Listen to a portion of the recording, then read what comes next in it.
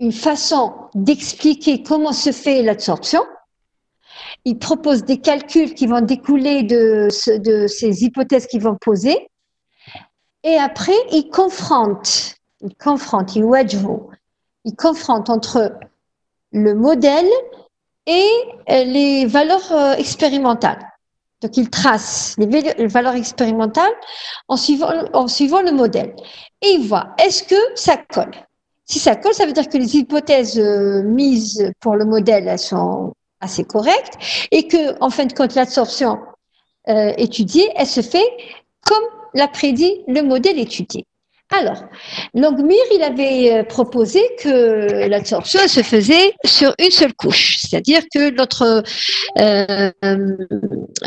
adsorba, il arrive sur la surface et il ne forme qu'une couche monomoléculaire, qu'il n'y a pas de superposition des molécules d'adsorba. Ici, dans le modèle de BET, on a plutôt regardez, première couche, après on a des couches qui se superposent. Si on a deux couches, si on en a deux aussi, ici on n'a qu'une seule, mais il y a des molécules qui arrivent. Et le problème, c'est que, en fait, nous n'avons aucune indication pour savoir est-ce que c'est sur toute la surface qu'on aura 4 couches, ou alors il y aura des zones de surface où il y aura 4, des zones de surface où il y aura 3, des zones de surface où il y a 2, etc. Ça, on ne peut pas le vérifier. Maintenant, la question que je vais vous poser, c'est est-ce que vous pensez, en comparant déjà d'emblée le modèle BET au modèle de Langmuir, quel est le modèle qui serait le plus proche de la réalité? Le plus vraisemblable, en fait. Est-ce que là où il y a formation d'une monocouche ou plutôt la formation de plusieurs couches?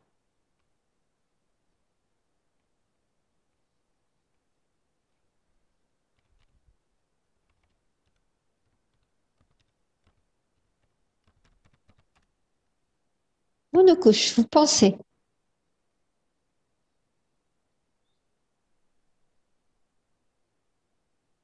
Multicouche, en fait, oui. Très bien, mais j'ai bien fait de poser la question. Voilà, plusieurs couches, en fait. C'est vrai que, alors, vous avez une molécule qui est absorbée. Du moment qu'elle est absorbée, ça veut dire qu'elle est en interaction avec la surface. Si elle est en interaction avec la surface, ça veut dire qu'il y a des échanges électroniques. Elle donne de ces électrons vers la surface. C'est ça le truc. C'est une interaction. Et si elle a donné de ces électrons à la surface, ça veut dire qu'elles deviennent déficitaires. Les électrons, les électrons. Elle ne va pas perdre des électrons, mais il y aura une petite perte d'une fraction d'électrons. Qu'est-ce qu'elle va faire? Elle va devenir elle-même attractive, elle va attirer les autres molécules de gaz. Et c'est pour ça qu'il va y avoir non seulement des interactions entre l'adsorbant et l'adsorbant, donc le solide et le gaz, mais aussi des interactions entre le gaz absorbé et les molécules de gaz qui n'ont pas été encore absorbées, donc elles vont être attirées, et c'est pour ça qu'on va avoir en fait des multicouches. Alors, ces hypothèses, vous n'êtes pas censé les connaître par cœur. Hein. C'est pas la peine d'aller les apprendre. Moi, je vais pas vous. Si vous connaissez l'idée générale, c'est ce qu'il faut. N'essayez pas d'apprendre, s'il vous plaît. Ce n'est pas un module de parcourisme. Moi, je les apprends pas par cœur. Hein. Par contre, il y a des choses intéressantes. Il y a des choses qu'il faut connaître. Et des choses qui sont secondaires, donc on ne va pas les retenir. C'est normal. Alors, qu'est-ce qu'il dit? Les hypothèses de base du modèle de BET, alors d'abord, les molécules de gaz s'absorbent physiquement sur une surface solide plane. Surface solide plane, en fait, ça, c'est pas évident. Hein, vous êtes d'accord avec moi que le solide, il n'est pas plan. Mais sur une petite portion, c'est comme pour notre chère Terre, notre planète Terre, elle n'est pas plane, mais nous savons qu'elle est sphérique, mais elle est tellement grande que sur des portions, nous on la voit comme étant plate. Moi, la Terre, chez moi, elle est plate. Hein. Donc, la même chose pour la surface, pour ici, pour l'absorption. Donc, pour pouvoir écrire les équilibres d'absorption et les vitesses d'absorption, on est obligé de supposer que la surface, sur des portions, elle est plane. D'accord? Une fraction de la surface d'absorption peut être libre ou recouverte par une, deux ou plusieurs couches de molécules. Donc, on peut avoir la surface, elle n'est pas homogène. Le recouvrement de la surface n'est pas homogène. Il peut être égal à, on peut avoir une surface qui n'est pas recouverte du tout, une surface où il y a une seule couche, une partie de la surface où on a deux couches, trois couches, etc. Ça ressemble exactement au schéma qui est sur la page 22. L'absorption de la première couche, I égale à 1, se fait par interaction directe avec la surface. Elle se fait avec une énergie d'interaction adsorbant-adsorbant. Sur la première couche, l'interaction, c'est entre l'adsorbant, le gaz, et l'adsorbant, le solide.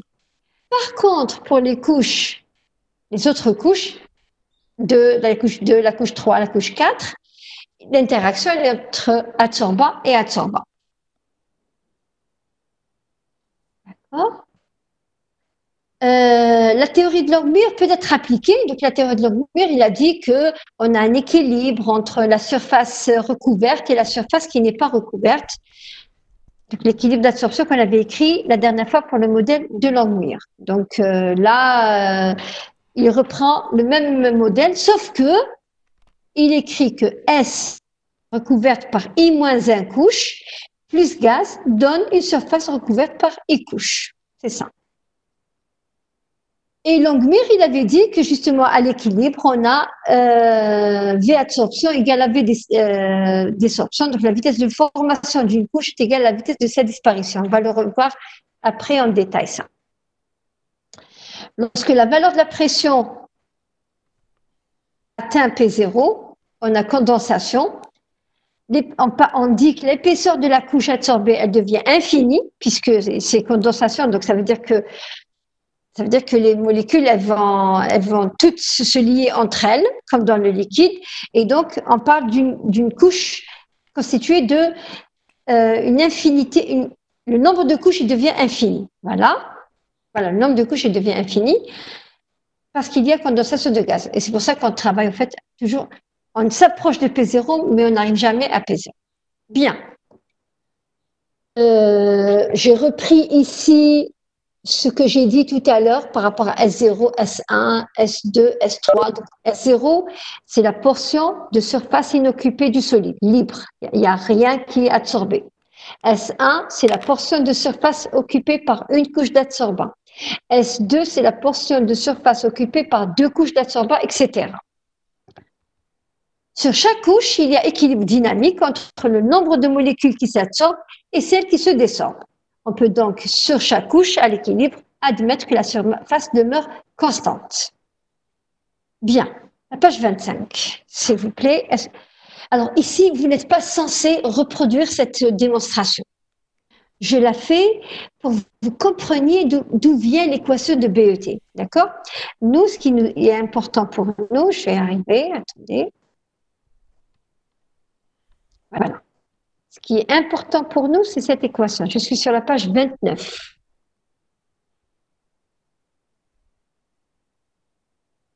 D'accord? Ce qui est important pour nous, c'est l'équation BET qui est sur la page 29. Celle que j'ai encadrée. Mais il est quand même intéressant de savoir c'est quoi ce C. Pourquoi est-ce qu'on a l'apparition M, le volume d'une monocouche, alors qu'on parle de volume alors qu'on parle d'absorption en multicouche. Et pourquoi est-ce qu'on a P sur P0? Donc, pour comprendre d'où est-ce que ça vient, c'est intéressant de faire la démonstration. Mais vous n'êtes pas censé la reproduire. Et elle n'est pas compliquée. Hein. Une fois qu'on a compris, elle n'est vraiment pas compliquée. Hein. Voilà, on est là. Je suis revenue à la page 25. J'attends un peu. Donc, on a dit, à l'équilibre dynamique, la surface d'une couche reste constante. Donc, ça veut dire qu'elle ne varie pas. Donc, pour chaque couche, la vitesse de sa formation est égale à la vitesse de sa disparition. C'est ça exactement la définition de l'équilibre. D'accord? Pour la surface S0, l'équilibre qu'on peut écrire avec S0, c'est S0 plus gaz qui donne S1. Vous êtes d'accord avec moi? La vitesse de formation de S0 est égale à la vitesse de disparition de S0. Alors, la vitesse de formation de S0 correspond à la réaction directe ici. Pardon, la vitesse de formation de S0 elle correspond à la réaction inverse. La S0 se forme de la réaction inverse. Donc, c'est la vitesse de désorption de S1. Parce que la réaction inverse ici, c'est la désorption. La vitesse de disparition, c'est la réaction directe. Donc, c'est la réaction d'absorption de S1. Pas sur S1. Bon, je l'ai modifié de cabot, mais... OK. Si je dois maintenant écrire la vitesse de désorption, la vitesse d'absorption,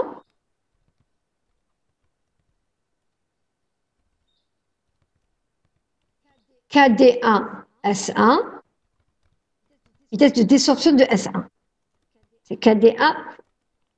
Alors, pourquoi j'ai mis 1? Parce que maintenant, j'ai plusieurs couches. Et donc, j'ai plusieurs constantes de désorption et d'absorption. On va voir qu'il y en a qui sont égaux. On écrit d'abord comme ça, on va voir qu'il y en a qui sont égaux. Donc, regardez. Ça, c'est une vitesse. Hein? Normalement, oui. Absorption de gaz, pas de S1. Non.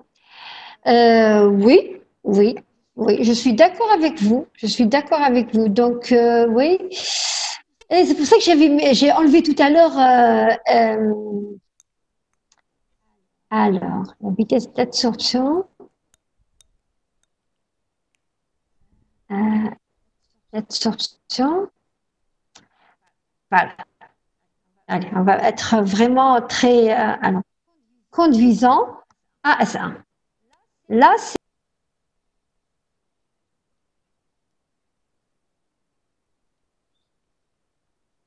très, très bien.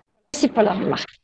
Donc, c'est égal. Alors, la vitesse de désorption de S1 égale la vitesse d'absorption conduisant à S1. Bien. Vitesse de désorption de S1, c'est la réaction inverse. Dans cette réaction, le réactif, c'est S1. C'est KD1, c'est une désorption. D, c'est la désorption, fois S1. Égale, la réaction directe, c'est S0 et gaz. Donc, c'est K1, K absorption, 1, pour dire que c'est pour la première couche, fois P, fois S0. Puisqu'ici, le réactif, c'est le gaz et la surface S0. Bien. Donc, on va tirer que S1 égale à KA1 fois P fois S0 sur KD1. Je laisse de côté. Je reviens maintenant à toujours à ma réaction S1. Là, j'ai parlé de la surface nue, S0. Donc maintenant, je vais parler pour S1. Mais S0, elle n'intervient que de cette réaction-là. Mais S1, il intervient, la surface S1, elle intervient dans cette réaction, mais elle intervient aussi dans cette réaction, puisque on va avoir plusieurs couches. Ça, c'est la formation de la première couche. Ça, c'est la formation de la deuxième couche. Alors, pour la surface recouverte d'une couche, je note juste une remarque que je dois corriger. Page 25. Très bien. Toujours, la vitesse de formation d'une couche est égale à sa vitesse de disparition.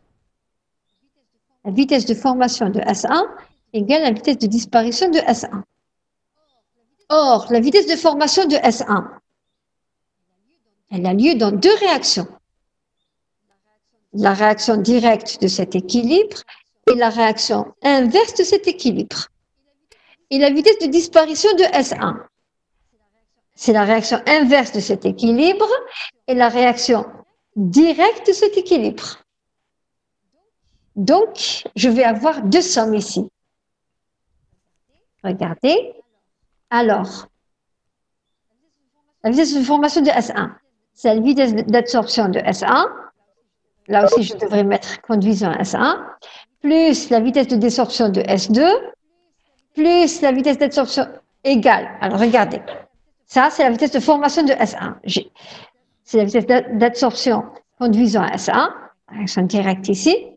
La vitesse de désorption de S2, la réaction inverse ici, et elle est égale à la vitesse de disparition.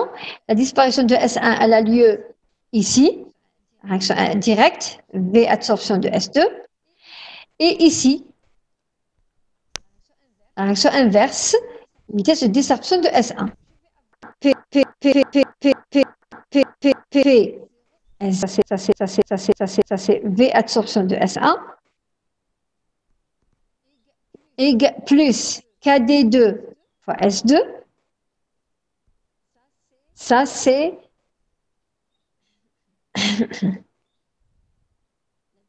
la vitesse de désorption de S2, c'est ici. Le réactif c'est S2, égale la vitesse d'absorption de S2. Ce sens-là, c'est Ka2, l'absorption, fois P, le gaz, fois S1, plus KD1 fois S1. Ça, c'est la vitesse de désorption de S1, de la réaction inverse de celle-là. Bien.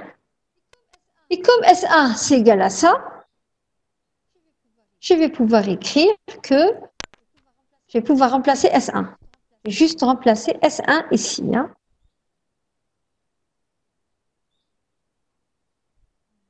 Pourquoi je ne l'ai pas fait? Tout le monde.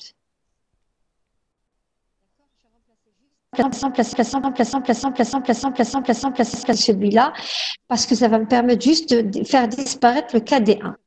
Et regardez qu'est-ce que j'obtiens. D'accord? Ça va se simplifier. K11 PS0 avec K11 PS0. Et je vais avoir que tout simplement KD2 S2 égale à KA2 PS1. Donc, je cherche une relation simple entre les surfaces. Et regardez ce que j'obtiens. S2, c'est égal à KA2 fois P sur KD2 fois S1. Par rapport à cette relation, c'est la même.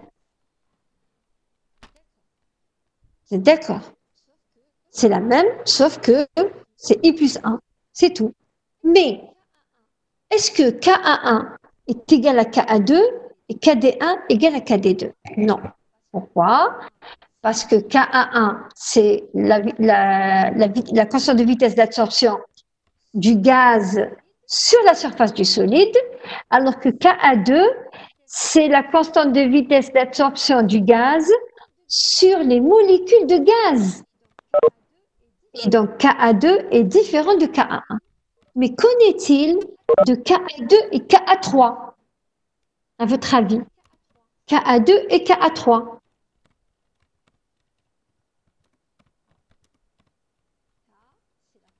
K, c'est la constante d'absorption. Ka, c'est la constante d'absorption. Le 2, le 3, c'est dans la troisième couche, la quatrième couche, la cinquième couche. Oui, la couche 1 et 2, ce n'est pas les mêmes. Mais la couche 2 et 3, c'est les mêmes.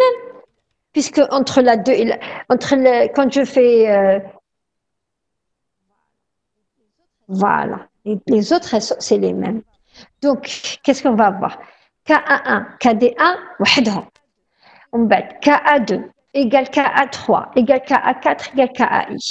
Et KD2 égale à KD3, KD4, KDI, etc. D'accord? Regardez donc. Je l'ai écrit ici. Hein. Donc, à partir de I égale à 2, il s'agit toujours d'une absorption de gaz sur les mêmes molécules et non sur la surface du solide. Alors, pas du catalyseur, du solide. Ça peut être un catalyseur, mais ça peut être aussi un solide. Mais en général, c'est un solide. Bien. D'où KAI sur KDI fois P, c'est une constante et on va l'appeler X. L'information de la première couche, elle est de nature différente puisqu'il s'agit d'une vraie adsorption hétérogène entre une molécule de gaz à la surface d'un solide.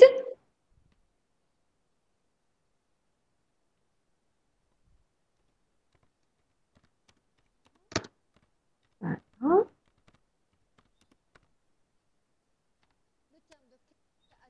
Le terme de cas d'adsorption 1 sur cas d'adsorption 1 est différent des autres, mais on peut poser que KA1 sur KD1 fois P égale X', au lieu que ce soit X, c'est X'.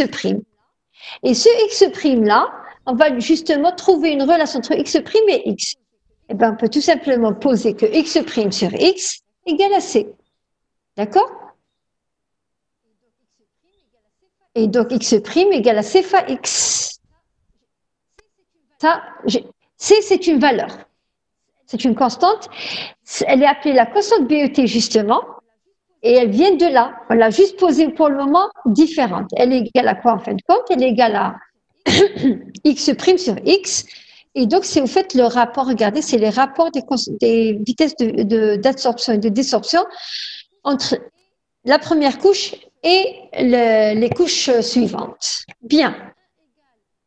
S1 égale KA1 sur KD1 fois P fois S0. J'ai repris ici. S1 égale à X' fois S0.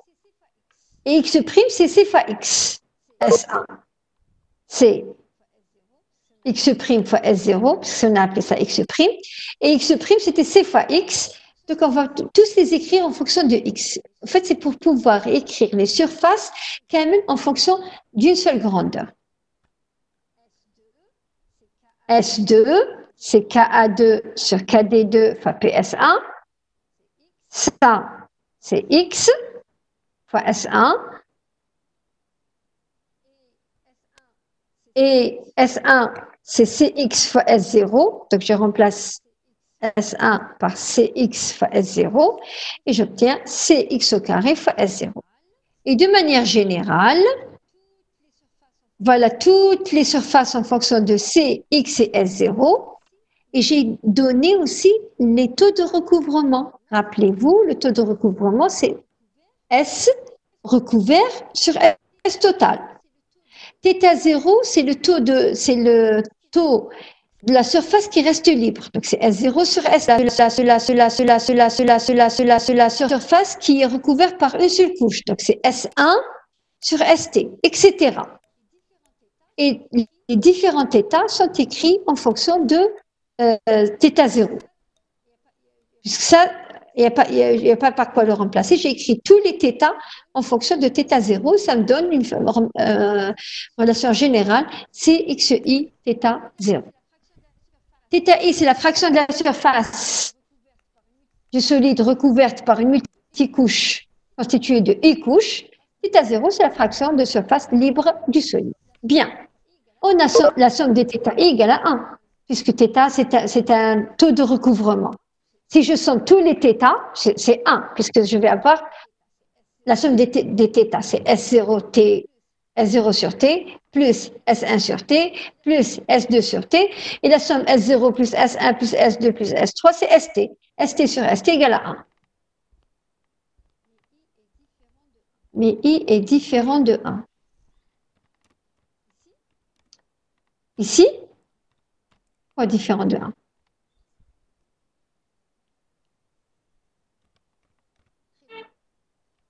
Très bien. Donc, somme de θi égale à 1 égale θ0 plus θ1 plus θ2 plus θi. Et regardez, j'ai sommé ces valeurs-là, ici, je les ai sommées. J'ai laissé θ0, parce que je n'ai pas sa valeur. J'ai laissé θ0, j'ai sorti θ0 en facteur, j'obtiens ça. On pose R égale cette somme-là. Ça, c'est mathématique. Je pose R, cette valeur-là, cette somme. Cette somme, mathématiquement parlant, elle est égale à x sur 1 moins x. Pour x inférieur à 1. C'est égal à 7x sur 1 moins x si x est inférieur à 1. Nous, notre x, c'était juste une valeur, c'était les rapports de constante de vitesse. Mais on ne sait pas si c'est inférieur à 1, en fait. On n'en sait rien.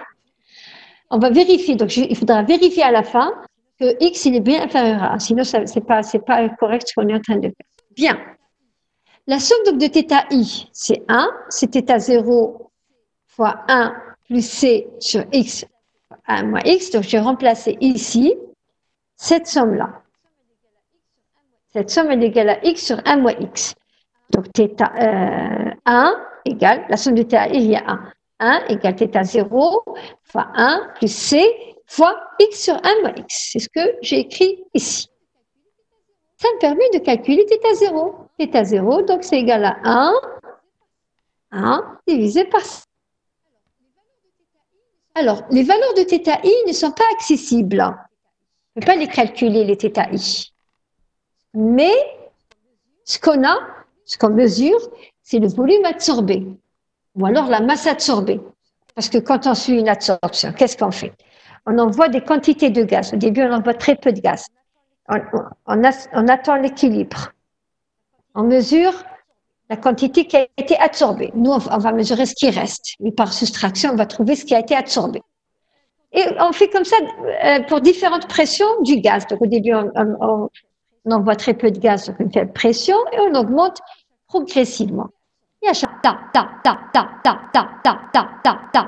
c'est des valeurs. Ce V, vous êtes d'accord qu'il est proportionnel, mais chez égal, proportionnel,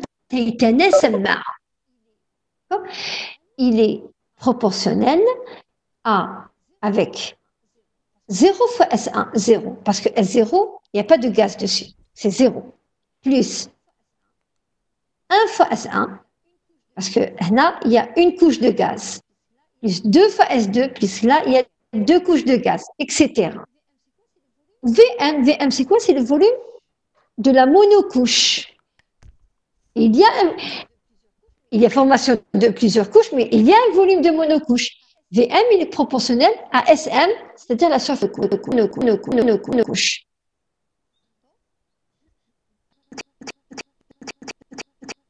Qu'est-ce qu'on va pouvoir faire? On va pouvoir faire un rapport entre V sur VM. La proportionnalité, elle est proportionnelle. V, c'est égal à la somme fois une constante.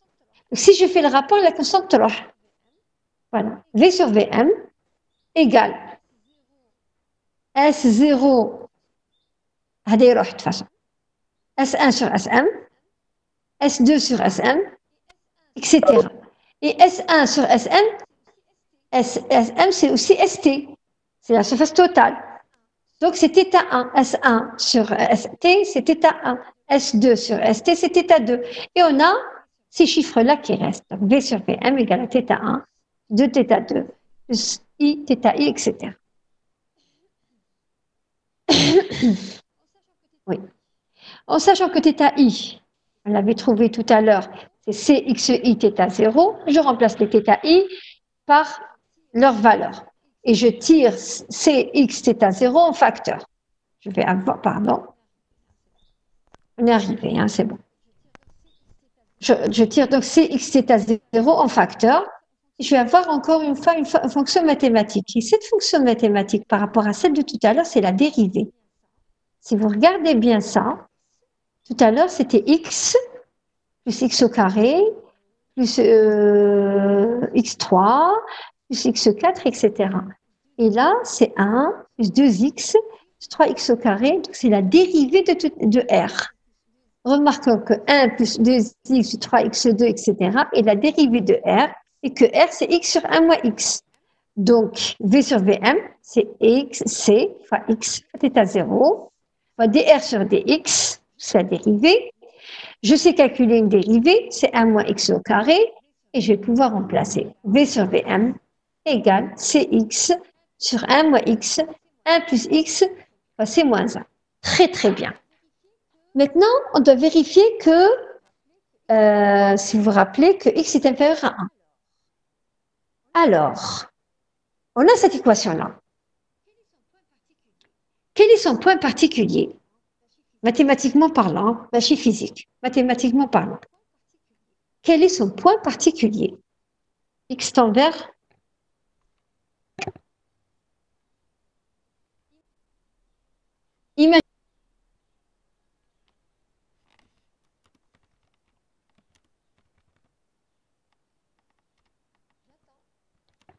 J'attends. 0. Non. Allez, 0. 0, ça va être égal à 0. V sur Vm égale à 0. Quand x tend vers 1, très bien, oui, quand x tend vers 1. Justement, quand x tend vers 1, qu'est-ce qui va se passer? V sur Vm, il va tendre vers...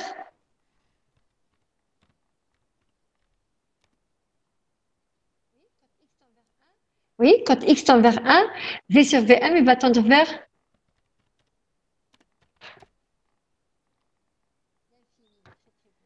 L'infini, très très bien. Vers l'infini, voilà. Quand x tend vers 1, le rapport V sur Vm va tendre vers l'infini. Ce qui implique... Les couches elles sont infinies lorsqu'on a P égale à P0. Donc lorsque P tend vers P0. Très bien, I infini, très très bien. Donc, et comme X, c'est KAI sur KDI fois P, on l'a écrit. Et quand X tend vers 1, donc j'ai remplacé X par 1, c'est KAI sur KDI fois P0, puisque quand X tend vers 1, P tend vers P0. Donc je remplace P par P0 quand X est égal à 1. Et si je fais le rapport entre Hadi ou Hadi, qu'est-ce que je vais obtenir? Que X égale à P sur P0. Ah. Et qu'est-ce qu'on a dit pour P et P0? On a dit qu'on travaille à des pressions inférieures à P0. Ça veut dire que P est inférieur à P0 et donc X est inférieur à 1. On vérifie la condition mathématique sur X. Donc c'est correct. Notre calcul est correct. Et on obtient l'équation BET. Donc je remplace juste X par P sur P0. Le passage de là à là, je remplace X par P sur P0. Et je simplifie aussi. D'accord? Essayez de le faire par vous-même, c'est mieux, de remplacer X par P sur P0. Sinon, c'est celle-là, l'équation de BET. Donc, regardez, voilà, qu'est-ce qu'on trace? Alors, nous, on cherche toujours à tracer un truc linéaire. Donc, regardez, on va tracer ça, P sur V fois P0 moins P, en fonction de P sur P0, ça va être une droite. La pente de la droite, c'est C-1 sur Vm fois C. Et l'ordonnée à l'origine, c'est 1 sur Vm fois C. Voilà. P sur P0 moins P. L'ordonnée à l'origine. Et là, excusez-moi. Et la pente. Voilà. Alors, en réalité, le dessin ne donne pas une droite sur toutes les valeurs de P sur P0. La droite, on l'obtient uniquement dans la zone entre 0,05 pour les valeurs de P sur P0 et 0,35. Sinon, après, ça sort un peu, la linéarité, elle est perdue. D'accord? Donc, si la pression est très basse, on est là. La pression, quand elle est très basse, l'absorption, elle se fait dans les micropores. Quand on envoie très peu de gaz, il est aspiré vers les micropores. Et là, on n'a pas une surface plane. Et donc, ce n'est pas une interaction simple avec une surface plane. Et donc, l'hypothèse BET, elle n'est pas vérifiée. C'est pour ça qu'on n'a pas la droite. Et quand la pression est élevée, eh ben, on a aussi de la condensation dans les pores parce qu'il y a tellement de gaz il y en a tellement le gaz il est tellement en grande quantité que, eh ben, il est, comment j'allais dire, il se condense. Et donc, il y a une partie qui est condensée, bien qu'on n'est pas encore à P égale à P0, mais ils sont tellement proches dans les pores, on appelle ça condensation capillaire. Pourquoi? Parce il va rentrer dans les pores. Le capillaire, ça veut dire qu'il est très fin, dans les pores fins. Et là, ils sont tellement proches qu'il y a liquéfaction, il y a condensation. Et c'est pour ça qu'on n'a plus vraiment du gaz absorbé, mais plutôt du liquide. Et c'est pour ça que pour des valeurs de P sur P0 élevées, on n'a plus la droite aussi. Très bien. Alors, en bleu, ce sont les points expérimentaux ici. Hein. Les bleus, ce sont les points expérimentaux.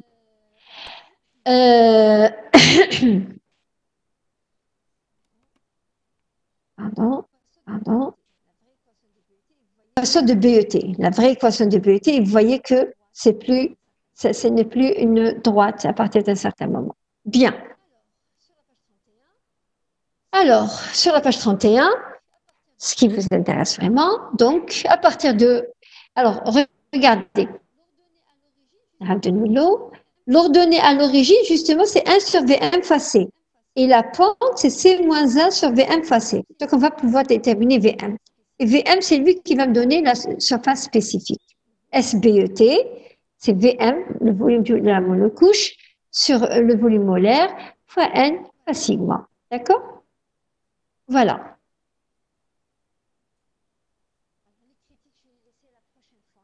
Alors, les critiques, je vais les laisser la prochaine fois, parce que déjà, c'est assez